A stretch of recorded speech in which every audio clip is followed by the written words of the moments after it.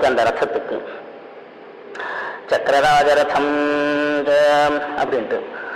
அடுத்தது கேய சக்கரரதாரூடா மந்திரிணி பரிசேவிதா.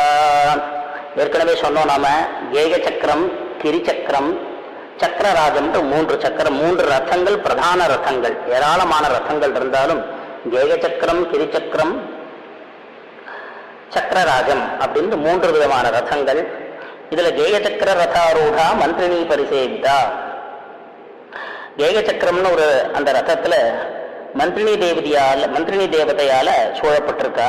இதுக்கு 7 தட்டுக்கள் இருக்கும். சக்கரராஜம் அம்பாளுடைய ரதத்துல 9 தட்டுக்கள் இருக்கிற மாதிரி இந்த கேய சக்கரம்னு சொல்லக்கூடிய மந்திரிணி தேவின்னு நம்ம என்ன சொன்னோம்? அவள் தான் மந்திரியாக ஆலோசனை சொல்பவளாக, அம்பாளுக்கு ஆலோசனை